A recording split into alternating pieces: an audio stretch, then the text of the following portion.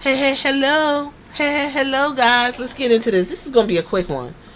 Um, I already said I'm closing the book on this guy, so y'all know who I'm talking about. But I'm going to try my best not to say this man's name because I'm really over it. I'm over the dismissal when it comes to racism, sexism, and all of the intersectionality that comes with it. And for the ones that's like, oh my God, look, I'm not even about to dive into it, but I don't look for this stuff. This stuff falls into my lap. Okay?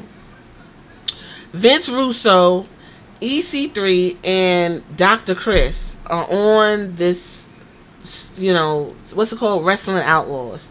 And for whatever reason, they're talking about this situation that happened with that guy and social media influencer Essence Janai. Essence came to a conclusion, and you can't fault her. Who she blamed, we subjectively can argue. Was it this guy's fault? We can subjectively say he may not have nothing to do with it. It was the fault of the company who was running the beer. We could also say, knowing who this guy is, he is very hands-on his creative, on his investments, and whatever he decides to do with his image. So we can comfortably deduce or assume that he also had a say in the type of women that he wanted around this beer brand called American Beer or something like that. Because we understand a lot of times, for a lot of people, American does not mean multicultural. American sometimes just means white people. At least around the world it does. With that being said, for somebody named Dr. Chris Featherstone, I would expect more of a better research on the subject material than what was given. He tells them what's going on. A lot of it's misinformation. It's not actually what's happening. And then he asks their opinion. EC3 has fell so far down the wrestling palm tree that it's a joke at this point. I don't even know who's asking EC3 any fucking thing. He's actually a curious case. EC3 sitting up there, and the first thing that comes out of his mouth, instead of saying, listen, I don't know nothing about that, I don't really have an opinion, he says, well, what's the hive mind? Oh, believe all women. Well, that's what I'm going to do. I'm going to believe all women because that's what we're supposed to do.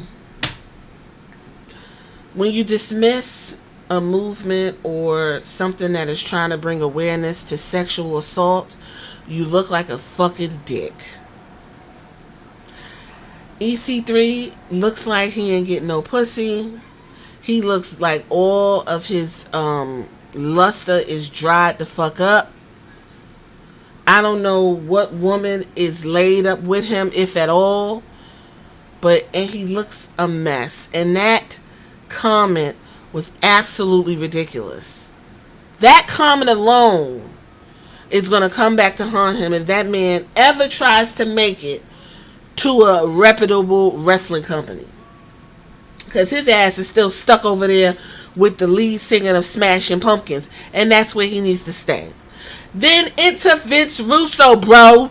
Vince Russo, bro. Hey, bro. Listen. You know what, bro? I'm going to say this. I'm going to say this about Vince, about, this guy, bro. Because I just know he said a whole lot of terrible stuff, bro. Bro. Said a whole lot of terrible stuff a long, long time ago. And I just feel like, bro, this guy is more smarter than we give him credit, bro, because why would you want to get back in that type of situation, bro? I don't think he wants to be labeled like a racist, bro, This can't be what the fuck are you talking about, Vince? I know you helped, quote unquote, help Booker T finally get some relief in WCW and gave him the belt when the company was completely falling apart. I get that. But I don't think what you're saying on this podcast does you or anybody else's favors because you look like a damn sympathizer. That's what he looks like. Bro, he paid years and years for that mistake he made, bro. Did he though? Did he, bro? Did he pay for it? Because not apology came out that man's mouth. I don't know what the fuck y'all be looking at. It's like we're living in two different realms. It's like fucking Mortal Kombat.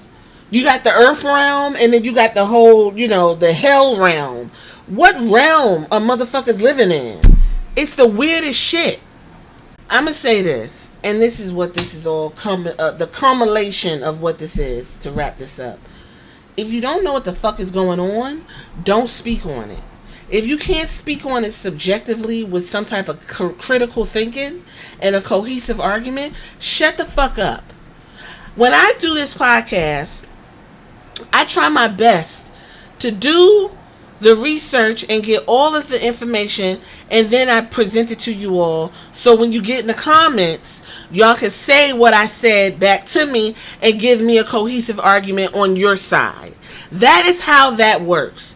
But if I came here and just start saying dumb shit and spewing a bunch of ignorance, you would not want to even interact with the material that I'm giving you.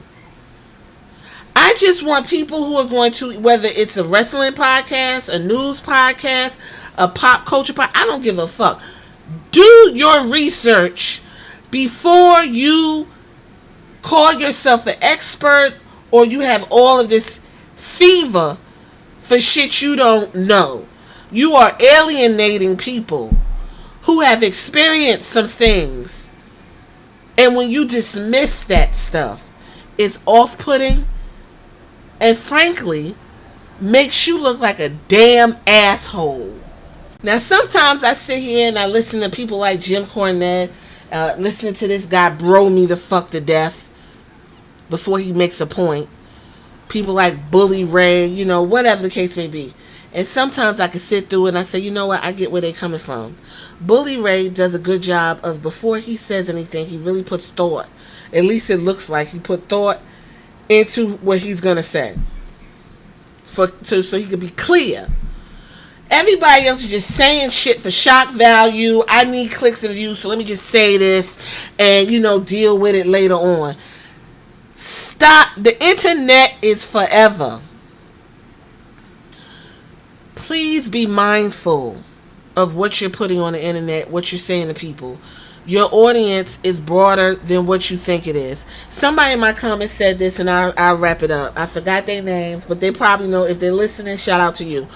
He said he described himself and all of the things that make him completely different from me. But something that I'm saying to him, he felt comfortable to sit in here and listen, and he feels comfortable that he can go back and forth with me and we can have the conversation about whatever it is. I'm very diplomatic, whether you're a white man, Asian man, or whatever, because my audience is a lot of guys. I would like to get more of the ladies, but whatever, it's wrestling. It's a lot of guys. I don't want to ostracize my audience and sit here and talk about, what dicks men are. That's not what I'm here to do. What I'm here to do is open your mind to different perspectives when it comes to wrestling from a woman's perspective.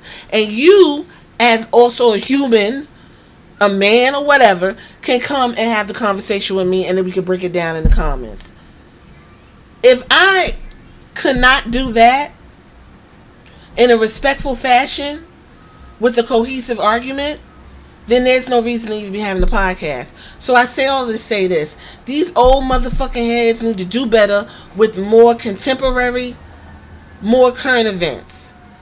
They get stuck in their ways in the 90s and the 2000s, and they want to bring that bullshit to the forefront. If you from the 40s, I can understand. I can give you the space to where you think like that because it's the 40s. I give them that space. But this type of conversation right here, we got to move on.